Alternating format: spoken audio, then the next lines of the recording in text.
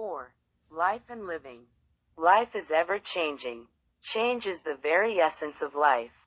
Today may seem just the same as yesterday, but in fact, no 2 seconds are ever alike, like no 2 blades of grass are. Things may appear equal and alike, but they are not. When we go to the very core of a substance, to the very essence of it, we become conscious of the ever-ruling equality. Equality lies ever hidden at the heart of this existence, at the center of anything and everything that may or may not be perceptible. It exists amidst all diversities. This equality has to be virtually experienced, not to be conjectured nor be cognizant of. Experiencing is realizing, not visualizing, nor even cognizing. This hidden equality remains ever immutable in every single atom. It is the immutable, indomitable principle, the nucleolus, around which matter is collected, the matter that is subject to constant change. It is this change that comes in the periphery of our senses, and it is in here that change rules supreme. Every minute, every second, every fraction of a second, for change assigns individuality to this existence. Life is ever changing, never receding, ever progressing. If change were not there, complete stagnancy would prevail everywhere and progress would then be an impossibility. Consequently, life would cease to be life itself. Life is a continuous and unceasing process. Change is the very elixir of this existence, more so of life because life being all-pervading is ever so lively.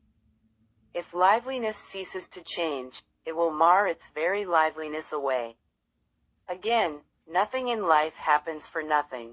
Everywhere and in everything that ever happens, there is a purpose, and for every purpose there is a cause. The cause are you, the purpose are you, and the originator of these both are also you. For you are he. Yes, life has so much, so very much to offer. Amidst pain and misery, it offers the smooth ease and comfort of tomorrow. In thriftiness, it offers abundance that is always in the waiting. Under the sheath. 19. Of darkness it comes hovering as the angel of light, and amidst dire ignorance it comes with the torch of knowledge profound. Amidst death, it shirks not to offer itself with its ever-jubilant throb of liveliness. Engraved in the still depth of every single atom it ever pulsates, striving to give itself up for its own cause. Proprietu. It is through misery and pain that life gets its meaning. It does not induce, nor does it bring about distress and unhappiness.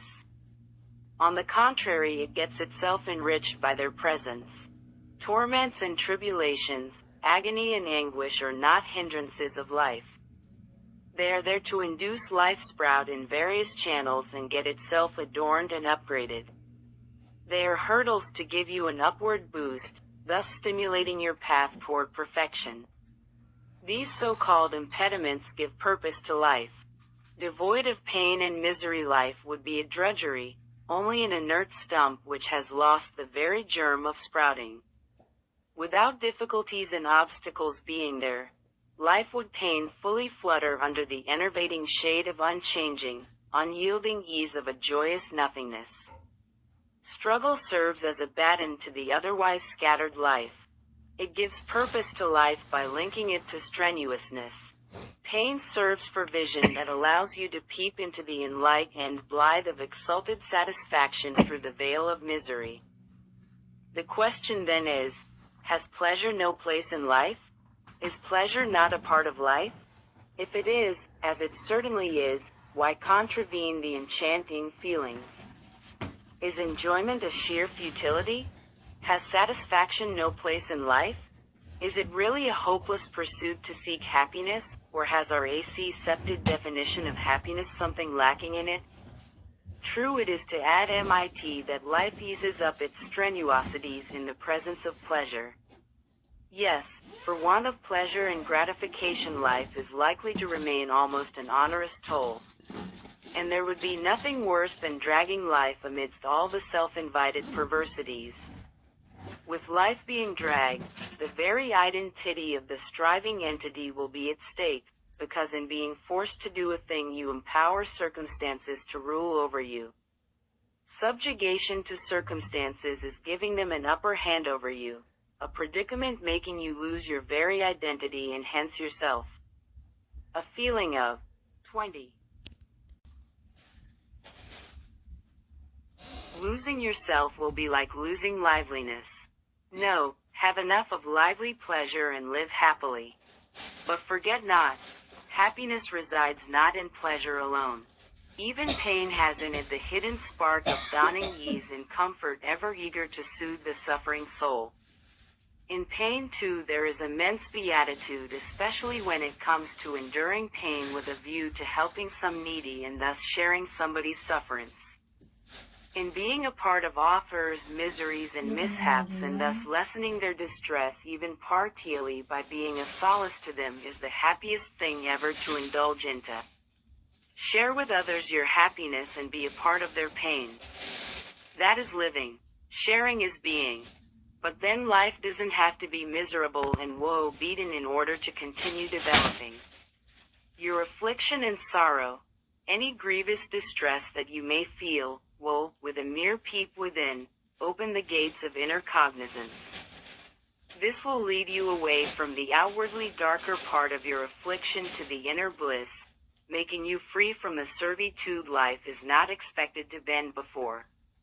Life believes in struggle and willfully invites it, like life in a seed struggling to sprout out to the light and to have its dream fulfilled. Your trials and tribulations, distress and sufferings have a meaning hidden within.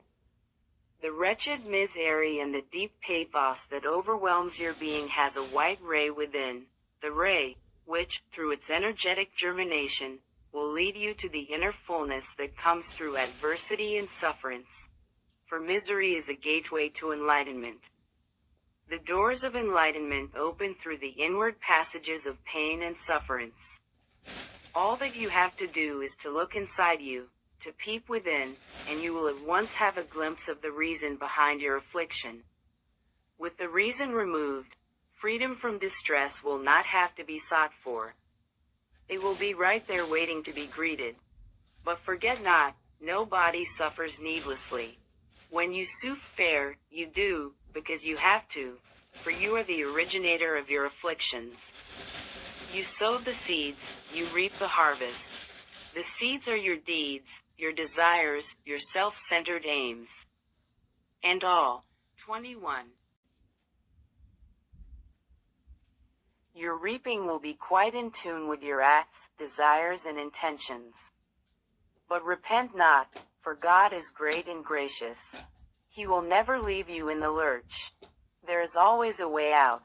If your distress has taught you enough, you will fall not sympathizing with others' sufferance. If this sympathy comes from your heart, you will fail not partaking their agony. And when you partake of others' anguish and anxieties, you will for sure feel a deep sense of relief that gives you an inner satisfaction of having done something to eliminate somebody's pains. This deep sense of inward relief will spare you from wasting your time in uprooting the soil vainly in search of the seeds you once sowed and because of which you became a prey to your afflictions. I say, vainly in search of, because however much you try to get the seeds back, you simply won't, because having long taken roots, they have already sprouted into unbending shoots extending their branches in a strong grip, the branches that simply cannot be shredded nor the grip freed. When you share others' pangs of sufferance, the grip will automatically be loose and then the freedom will be all yours. Sincere and sympathetic participation in others' woe is all that is needed. Thank you very much for watching. Have a good and great day.